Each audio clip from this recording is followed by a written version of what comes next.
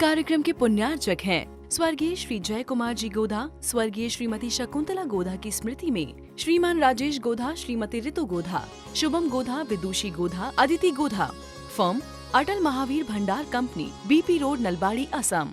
कल यहाँ पर विषय जब प्रारंभ खत्म हुआ था तो आचार्य भगवान ने कहा था जिसे आप धर्म मान रहे हो वो अधर्म है, जिसे आप धर्म स्वीकार कर रहे हो, जिसे आप धर्म मानकर बैठे हो, वास्तव में वो धर्म नहीं है, वो अधर्मी है क्योंकि अपने स्वरूप से भिन्न है। धर्म तो स्वभाव है, वस्तु स्वभावो धम्मो। धर्म किसे कहा है? वस्तु स्वभावो धम्मो, जो जिसका जैसा वस्तु का, यानी वस्तु यानी पदार्थ, पदार्थ यानी द्रव्य। 6 द्रव्य है हमारे पास, चाहे उन्हें 9 पदार्थ कह लें, चाहे 6 द्रव्य कह लें, चाहे 7 तत्व कह लें, 5 अस्थि का कह लें, सब एक ही बात। ये जो भी बना है सब 2 द्रव्यों से मिलकर बना, जीव और अजीव। जगत में सारे जितने भी पदार्थ, द्रव्य, तत्व जो भी हम चर्चा करें, जीव अजीव की व्याख्या है जीव अजीवम दब्बम। ये 2 ही द्रव्य हैं मूलभूत। आकाश स्वतंत्र है, उससे ना तो बंध होता ना मोक्ष होता। काल द्रव्य ना बंध मोक्ष में सहायक होता, धर्म अधर्म द्रव्य बंध मोक्ष में सहायक नहीं होते। इनका ये सब उदासीन निमित्त है, ये किसी तरह से आत्मा को प्रभावित नहीं करते। आत्मा अपना काम करना चाहती तो उसमें सहायक हो जाते। मछली जैसे मछली चलना चाहे तो पानी उसके लिए सहायक है, पर मछली पानी उसको जबरदस्ती बलात् चलाता नहीं है। छाया व्यक्ति रुकना चाहे तो छाया उसके लिए सहायक है, लेकिन छाया जबरदस्ती किसी व्यक्ति को पकड़कर रोकती नहीं है। कोई बैठना चाहे तो स्थान उसके लिए सहायक है, जबरदस्ती किसी को बिठालता नहीं है, स्थान देता नहीं है। परिणमन चलता है व्यक्ति का, उसको कालद्रव्य बताता है, कालद्रव्य किसी का परिणमन करता नहीं है। कैलेंडर के बदलने से तुम्हारी आयु बढ़ रही है। तुम 30 साल के हो तो 30 साल कैलेंडर के 30 कैलेंडर निकल गए, इसलिए तुम 30 साल के हो गए क्या? कैलेंडर के बढ़ने से, कैलेंडर के 1-1 साल निकल जाने से हम आयु हमारी नहीं बढ़ती है। हमारी आयु बढ़ रही है, उसको पता करने के लिए वो कैलेंडर है। कैलेंडर के बदलने से हमारी आयु नहीं बढ़ रही है। नहीं तो लोग सोचें कैलेंडर देखो 1 महीना निकल गया इसलिए हमारा 1 महीना चला गया, कैलेंडर में से 1 महीना नहीं निकलता तो हमारा भी नहीं जाता 1 महीना। तो तिथियों के जाने से, कैलेंडर के बढ़ने से, समय के घूमने से हमारे आयु नहीं खत्म हो रही है। हमारी आयु खत्म कितनी हो चुकी है उसको पता करने के लिए ये घड़ी घंटा मिनट कैलेंडर है। तो शेष द्रव्यों का तो कोई काम नहीं है ऐसा कि जो तुम्हारे को प्रभावित करें, तुम्हें कर्मबंध में सहायक हों या तुमको संसार में रोक के रखें हो। संसार में रोकने का काम तो शेष द्रव्यों का नहीं है। एक ही द्रव्य पुद्गल, एक ही द्रव्य पुद्गल जो संसार में आपको रोक के रखता है। जीव द्रव्य को संसार में रोकने के यदि कोई हेतु है, उसका नाम है पुद्गल, कर्म। धर्म द्रव्य कभी संसार में आपको रोकेगा नहीं, अधर्म द्रव्य रोकेगा नहीं। आकाश काल कोई भी द्रव्य ऐसा नहीं कहेगा पहले मुझसे छुटकारा पाओ तब जाके सिद्ध बनोगे। सिर्फ एक पुद्गल द्रव्य ऐसा है जिससे छुटकारा पाना होता है, या जिसको उन कर्मों को छुड़ाने का हमें प्रयास पुरुषार्थ करना पड़ता है। उन कर्मों से जैसे छूटते हैं तो हम सिद्ध बन जाते हैं, मोक्ष अपने स्वभाव को प्राप्त कर लेते हैं। जो हमारा स्वभाव था, वास्तविक स्वभाव है वस्तु स्वभाव धम्मो, जो हमारे आत्मा का स्वभाव था, जानना देखना स्वभाव था, ऐसे से जानन देखन स्वभाव को हम सिद्धालय में पहुंचकर प्राप्त कर लेते हैं। वही हमारा सच्चा धर्म है। फिर ये क्या है जो हम करते हैं? तो आचार्य भगवान ने कहा था कल, उपचार से इसको धर्म कह लें, उपचार से इसको धर्म कह लें, क्योंकि इसका धर्म की प्राप्ति के लिए इसे अधर्म का अवलंबन लेना पड़ता है। इन क्रियाओं का अवलंबन लेना पड़ता है। यदि क्रियाओं का अवलंबन नहीं लेंगे हम उस अपने धर्म के निकट नहीं पहुंच पाएंगे। आचार्य कह रहे हैं कि आहार करना भी धर्म नहीं है, प्रवचन करना भी धर्म नहीं है, प्रवचन में लीन होना धर्म है। प्रवचन करना धर्म नहीं है, आत्मा ही प्रवचन है, आत्मा ही प्रवचन है, उस आत्मा में लीन होना ही प्रवचन है। दिगंबर मुनि आहार के लिए उठना, दिगंबर मुनि के लिए आहार के लिए उठना ये राजमार्ग नहीं है। आहार करना ये राजमार्ग नहीं है, उत्कृष्ट साधना नहीं है। आहार नहीं करना ये उत्कृष्ट साधना है। आहार करना ये राजमार्ग नहीं है, ये तो अपमार्ग मार्ग है। अपने आप पर इतना नियंत्रण नहीं कर पा रहे, अपने शरीर पर इतना नियंत्रण नहीं है कि भूखे रह सकें, अपनी आत्मा पर इतना नियंत्रण नहीं है, आत्मा की इतनी शक्ति जागृत नहीं हुई कि हम भूखे रह सकें, इसलिए आहार पर उठना पड़ता है। अपवाद मार्ग है। राजमार्ग तो अनशन स्वरूपो हूँ, मैं अनशन स्वरूपी हूँ, मेरी आत्मा खाती ही नहीं है। आत्मा का स्वरूप खाना है ही नहीं है, ये खाना तो मिश्र धारा है। शरीर और आत्मा की मिश्र धारा खाना खा रही है। अकेली आत्मा खाना खाती नहीं है, अकेला शरीर खाना नहीं खाता। अकेली आत्मा खाना नहीं खाती, अकेला शरीर खाना नहीं खाता।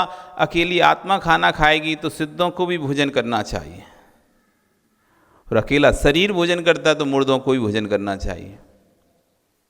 जिसमें से आत्मा निकल जाती तो अकेला शरीर बचता है ना।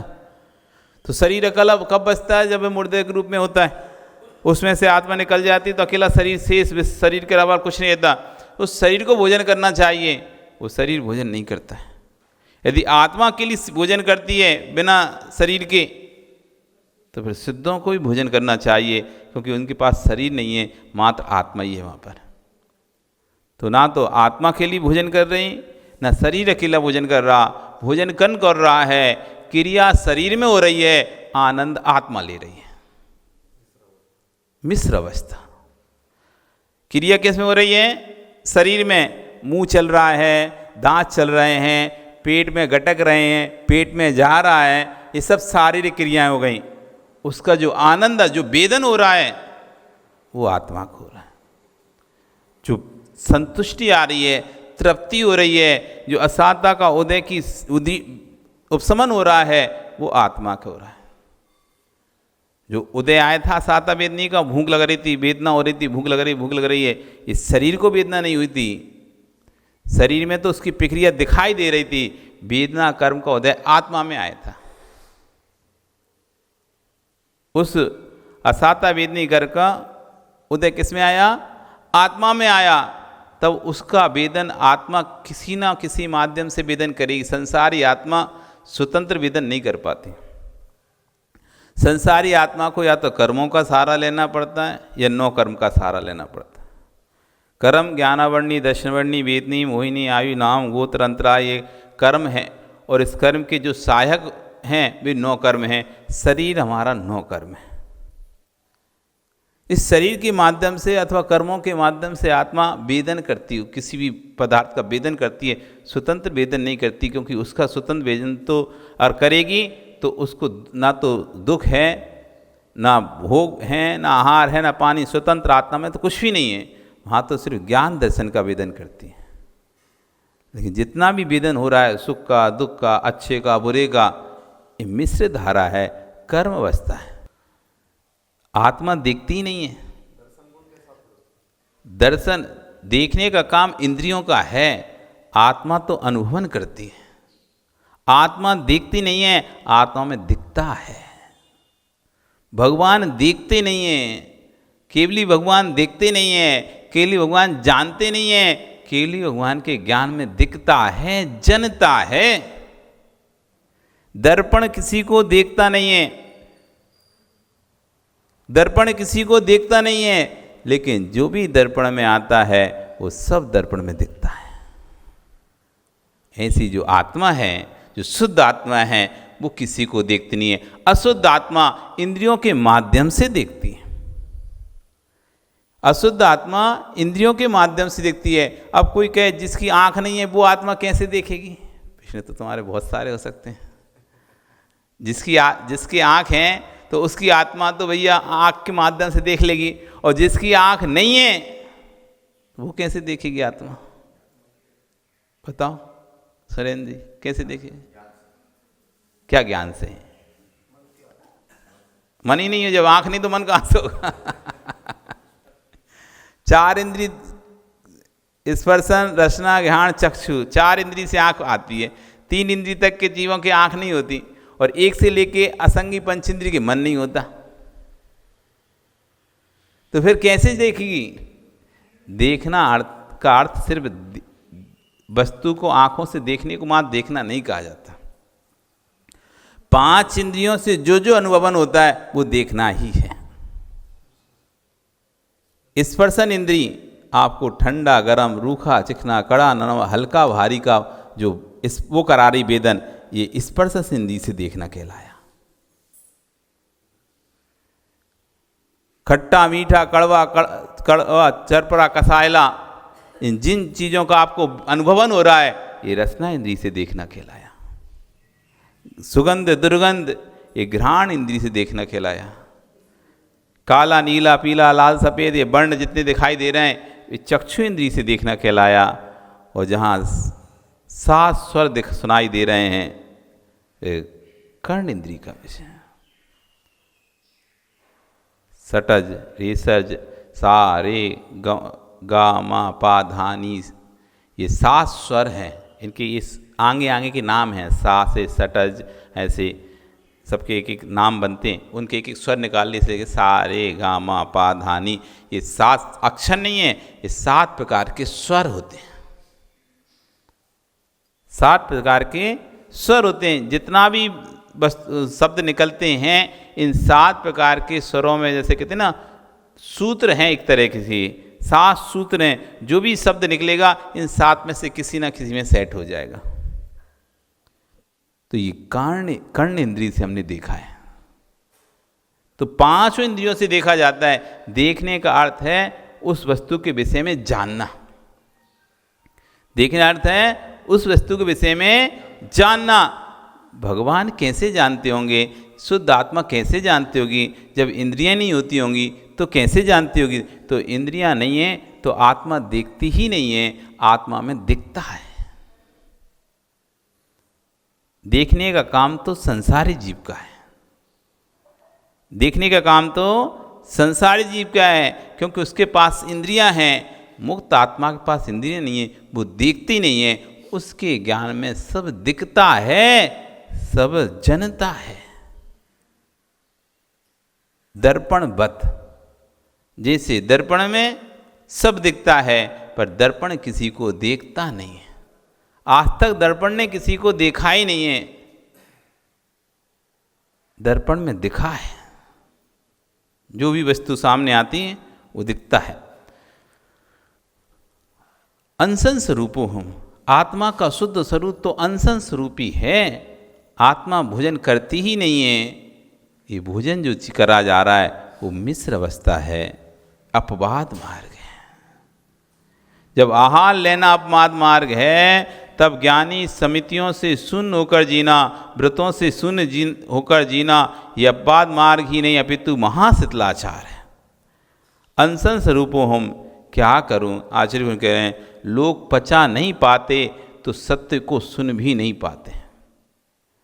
लोग पचा नहीं पाते हैं तो सत्य को सुन भी नहीं पाते हैं। एक बार एक ग्वाले ने क्या किया, दीपावली का आ रही ना दीपावली का समय था। दीपावली के दिन उसने क्या किया, सोचा राजू रोज़ दूध देता हूँ मैं झांझरी किया, पर रोज़ वो पानी मिला के लाता था, आधा पानी आधा दूध देता था। उसने सोचा दीपावली का समय चल रहा है तो क्यों ना सेठ जी इतना पूरे इतने वर्षों से ले रहे हैं तो दीपावली का समय है तो इस दिन तो कम से इनको अच्छा वाला दूध देता। हर बार ख़राब दूध देता हूँ, मतलब मिलावट का दूध देता हूँ, आज अच्छा दूध दे देता हूँ। और उसने बिना पानी मिलाए राजू घर में दूध दे दिया। अब राजू की देवी वो तो जितना मिलाती थी 1 गिलास उससे मिलाया होता नहीं, क्योंकि कितना भी दूध पानी वाला आ जाए लेकिन आप फिर भी पानी मिलाते हैं। भले धो के थोड़ा सा मिलाओ, 1 कटोरी मिलाओ, लेकिन मिलाओगे जरूर। आदत में, चाहे वो कैन धो के डालो और ऊपर से पानी डालो नहीं डालो, जिस कैन में दूध आया है उसे तो धो के डालोगे। क्यों? इसका दूध फेंके ना। किस लिए? उद्देश्य क्या रहेगा? ज़्यादा पानी मिलाने का उद्देश्य नहीं रहेगा आपका, लेकिन किस लिए मिलाओगे? उस दूध में थोड़ा तो दूध कैन में तो दूध लगा ही होगा ना थोड़ा बहुत, तो इसको निकाल लो। कैसे निकाल लो? पानी डाल के। कैन भी साफ हो जाएगी और उसमें जितना दूध लगा है वो भी निकल गया। तो डाल ही लेते हो थोड़ा ही डाला पानी। दूध तो पहले आधा पानी आधा दूध आता था, तो थोड़ा पानी डालते तो पतला ही रहता था, कोई दिक्कत नहीं थी। आज दूध एकदम गाढ़ा था और देवी ने उतनी ही पानी डाला जितना रोज डालती थी, और अपने तुमको दे दिया।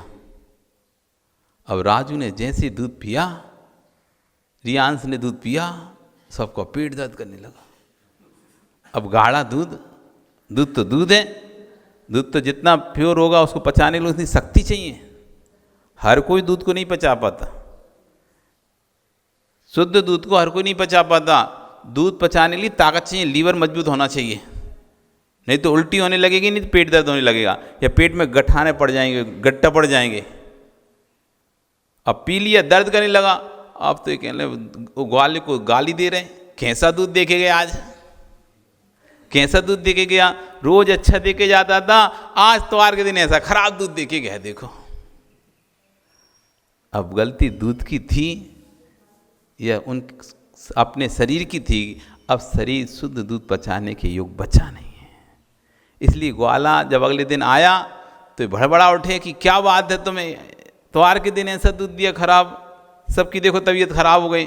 तो ग्वाला से ठोकता है, भैया वो पतला ही दूध पीने की आदत पड़ गई है, इन्हें यदि अब गाढ़ा दूध देंगे तो उल्टे अपने ही 12 बजेंगे, अपने ही बाजे बजेंगे। इसलिए उसने कहा सेठ जी गलती हो गई, आज से दूध एकदम सही आएगा, कभी शिकायत नहीं आएगी। तो आचार्यगण यही कह रहे हैं कि लोगों को शुद्ध सत्य बात सुनने की आदत नहीं रही है, पचा नहीं पाते लोग, सत्य पचा नहीं पाते। इसलिए कह रहे हैं आचार्यगण आप बिल्कुल भयभीत मत हो, आप जो चाहते हैं वह भी कह देंगे, लेकिन जिसे आप नहीं जानते पहले उसे जान लो। आहार लेना भी धर्म नहीं है, ये मेरी आत्मा तो आहार लेती ही नहीं है, ये तो कर्म की उदीर्णा है, असाता का प्रेरित हुआ परिणाम है। असाता कर्म ना होता तो भगवान आत्मा आहार लेती ही क्यों। हे असाता कर्म, आहार छोड़ो, आहार लेने वाले को ही छोड़ देता हूँ। अग्नि कभी पिटती ही नहीं है, पर अग्नि को भी पिटना पड़ता है। जब वे कुधातु के संयोग में आ जाती है, लोहे के संयोग में अग्नि आती है, सोने के संयोग में अग्नि आती है, तो अग्नि को भी पिटना पड़ता है। वैसे अग्नि को कोई नहीं पीट सकता, वैसे अग्नि को कोई नहीं पीट सकता। अपने स्वरूप में अग्नि रहे तो कोई पिट ही नहीं सकती। अग्नि तब जब भी पिटेगी दूसरे का संयोग लेगी तो ही पिटेगी। इस कार्यक्रम के पुण्यार्जक थे स्वर्गीय श्री जय कुमार जी गोधा, स्वर्गीय श्रीमती शकुंतला गोधा की स्मृति में श्रीमान राजेश गोधा, श्रीमती ऋतु गोधा, शुभम गोधा, विदुषी गोधा, अदिति गोधा। फर्म अटल महावीर भंडार company, BP road, Nalbari, Assam.